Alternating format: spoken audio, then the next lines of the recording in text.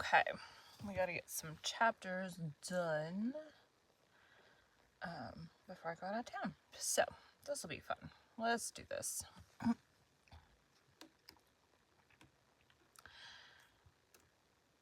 Today we'll be continuing 20,000 Leagues Under the Sea by Jules Verne. Chapter 4, Ned Land. Captain Farragut was a good seaman, worthy of the frigate he commanded. His vessel and he were one.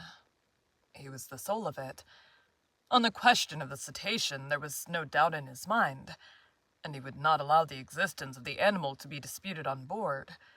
He believed in it, as certain good women believe in the Leviathan, by faith, not by reason. The monster did exist, and he had sworn to rid the seas of it. He was a kind of Knight of Rhodes, a second Diodon de Gozan, going to meet the serpent which desolated the island. Either Captain Farragut would kill the narwhal, or the narwhal would kill the captain. There was no third course. Gonna be recording for a while. The officers on board shared the opinion of their chief. They were ever chatting, discussing, and calculating the various chances of a meeting, watching narrowly the vast surface of the ocean. More than one took up his quarters voluntarily in the crosstrees. Who would have cursed such a berth under any other circumstances? As long as the sun described its daily course.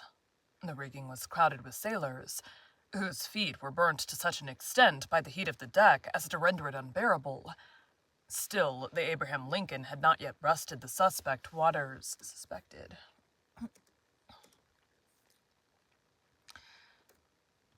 Still, the Abraham Lincoln had not yet breasted the suspected waters of the Pacific. As to the ship's company, they desired nothing better than to meet the Unicorn, to harpoon it, hoist it on board, and dispatch it. They watched the sea with eager attention. Besides, Captain Farragut had spoken of a certain sum of $2,000, set apart for whoever should first sight the monster, were he cabin boy, common seaman, or officer. I leave you to judge how eyes were used on board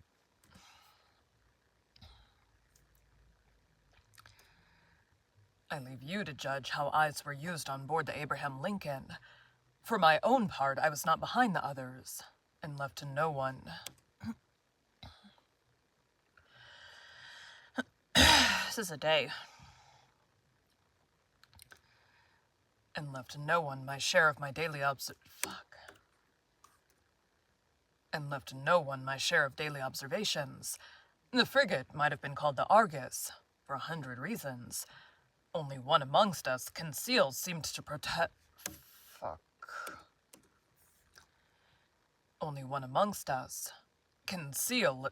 protest by his indifference against the question, which so interested us all, and seemed to be out of keeping with the general enthusiasm on board. I have said that Captain Farragut had carefully provided his ship with every apparatus for catching the gigantic cetacean. No whaler had ever been armed. Cetacean.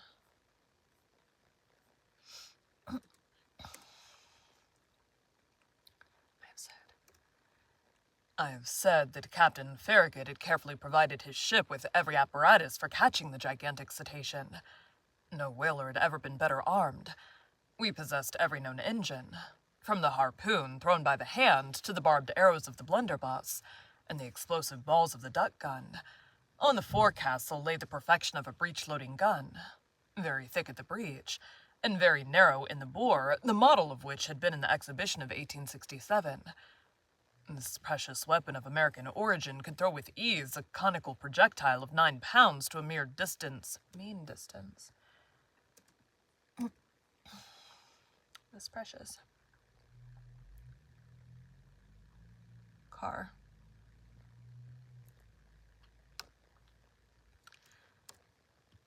This precious weapon of American origin could throw with ease a conical projectile of 9 pounds to a mean distance of 10 miles. Thus the Abraham Lincoln wanted for no means of destruction, and what was better still, she had on board Ned Land, the prince of harpooners. Ned Land was a Canadian with an uncommon quickness of hand. and who knew no equal in his dangerous occupation.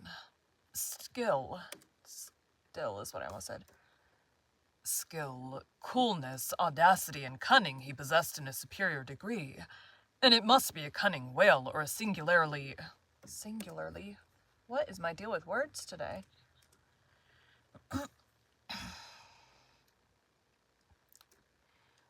And it must be a cunning whale, or a singularly cute cachalot to escape the stroke of his harpoon.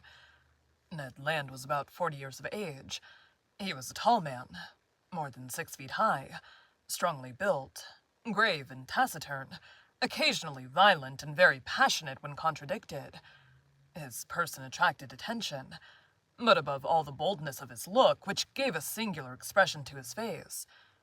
Who calls himself Canadian calls himself French, and little communicative as Ned Land was, I must admit that he took a certain liking for me. I must admit that he took a certain liking for me. My nationality drew him, no doubt. It was an opportunity for him to talk, and for me to hear that old language of Rabelais, which is still in use in some Canadian provinces. I don't know how to say that word. Rabelais. Rabelais. Rabelais. And for me to hear that old language of Rabelais, which is still in use in some Canadian provinces. The harpooner's family was originally from Quebec.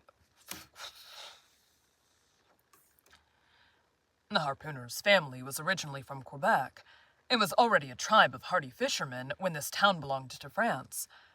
Little by little, Ned Land acquired a taste for chatting, and I loved to hear the recital of his adventures in the polar seas. He related his fishing and his combats with natural poetry of expression. His recital took the form of an epic poem, and I seemed to be listening to a Canadian Homer singing the Iliad of the regions of the north. I'm portraying this hardy companion as I really knew him. We are old friends now, united in that unchangeable friendship which is born and cemented amidst extreme dangers. Ah, brave Ned. I ask no more than to live 100 years longer, that I may have more time to dwell the longer on your memory. Now, what was Ned Land's opinion upon the question of the marine monster? I must admit that he did not believe in the unicorn, and was the only one on board who did not share that universal conviction. He even avoided the subject, which I one day thought it my duty to press upon him. One magnificent evening, the 30th of July, that is to say, 3 weeks after our departure, the frigate was abreast of Cape Blanc, 30 miles to leeward of the coast of Patagonia. We had crossed the Tropic of Capricorn, and the Straits of Magellan opened less than 700 miles to the south. Before 8 days were over, the Abraham Lincoln would be plowing the waters of the Pacific. Seated on the poop, Ned Land and I were chatting of one thing and another as we looked at this mysterious sea, whose great depths had up to this time been inaccessible to the eyes of man. I naturally led up the conversation to the giant unicorn, and examined the various chances of success or failure of the expedition. But seeing that Ned Land let me speak without saying too much himself, I pressed him more closely.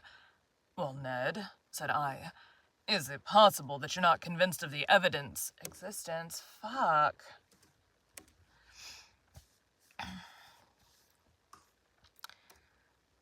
Is it possible that you're not convinced of the existence of this cetacean that we are following? Have you any particular reason for being so incredulous?" The harpooner looked at me fixedly for some moments before answering, struck his broad forehead with his hand, a habit of his, as if to collect himself, and said at last, "Perhaps I have, Mr. Aronnax." These characters are all going to sound the same, I bet. Ned Land.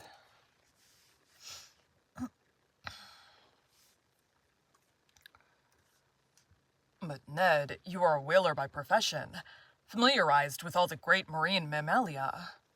Mammalia?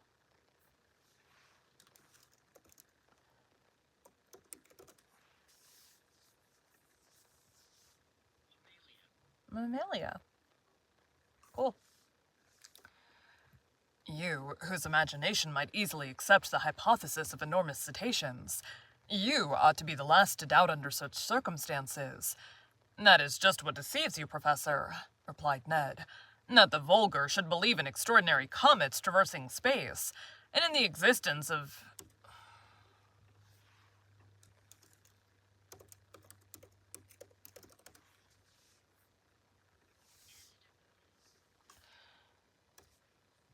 and in the existence of antediluvian monsters in the heart of the globe may well be, but neither astronomer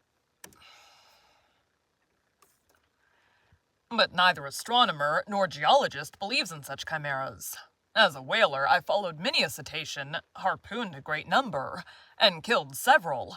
But however strong or well armed they may have been, neither their tails nor their weapons would have been able to even scratch the iron plates of a steamer. But Ned, they tell of ships which the teeth of the narwhal have pierced through and through. Wooden ships, that is possible, replied the Canadian, but I've never seen it done, and until further proof, I deny that whales, cetaceans, or sea unicorns could ever produce the effect you describe. Well, Ned, I repeat it with a conviction resting on the logic of facts. I believe in the existence of a mammal power fully organized, belonging to the branch of vertebrata, like the whales, the cachalots, or the dolphins, and furnished with a horn of defense of great penetrating power. Said the harpooner, shaking his head with the air of a man who would not be convinced. Notice one thing, my worthy Canadian, I resumed. If such an animal is in existence, if it inhabits the depths of the ocean, if it frequents the strata lying miles below the surface of the water... Strata?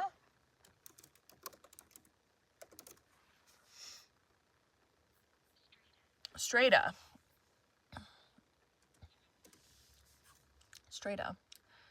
If it frequents the strata lying miles below the surface of the water, it must necessarily possess an organization the strength of which would defy all comparison. And why this powerful organization? Demanded Ned. Because it requires the incalculable strength to keep oneself in these strata and resist their pressure. Listen to me. Let us admit that the pressure of the atmosphere is represented by the weight of a column of water. Let us admit that the pressure of the atmosphere is represented by the weight of a column of water 32 feet high. In reality, the column of water would be shorter, as we're speaking of seawater, the density of which is greater than that of fresh water. Very well. When you dive, Ned, as many times 32 feet of water as there are above you, so many times does your body bear pressure equal to that of the atmosphere. That is to say, 15 pounds. For each square inch of its surface, it follows, then, that at 320 feet this pressure equals that of 10 atmospheres, of 100 atmospheres at 3,200 feet, and of 1,000 atmospheres at 32,000 feet. That is about 6 miles, which is equivalent to saying that if you could attain this depth in the ocean, each square 3/8 of an inch of the surface of your body would bear a pressure of 5,600 pounds. My brave Ned, do you know how many square inches you carry on the surface of your body? I have no idea, Mr. Aronnax. About 6,500. And as in reality the atmospheric pressure is about 15 pounds to the square inch, your 6,500 square inches bear at this moment a pressure of 97,500 pounds. Without my perceiving it? Without your perceiving it. And if you are not crushed by such a pressure, it is because the air penetrates? It is because the air penetrates the interior of your body with equal pressure, hence perfect equilibrium between the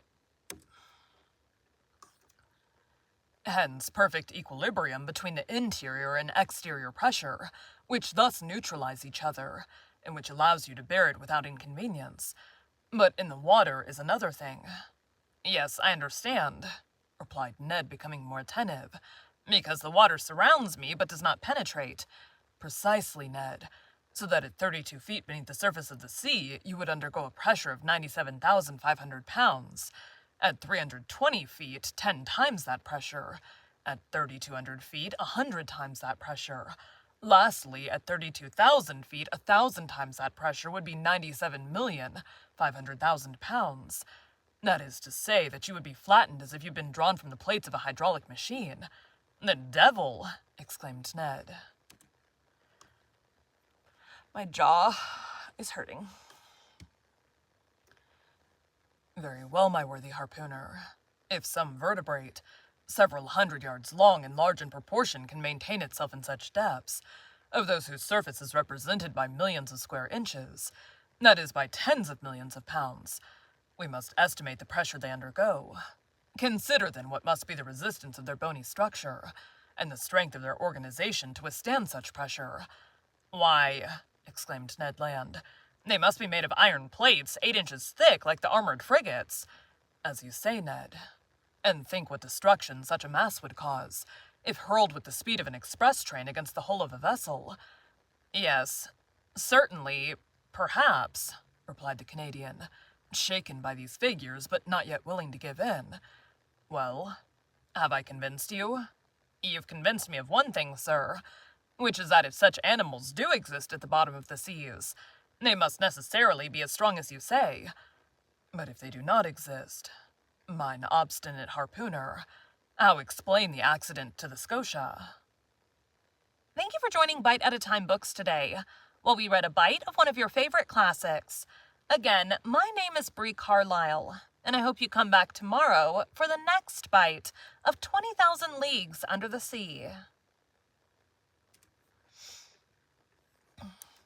Thanks, guys.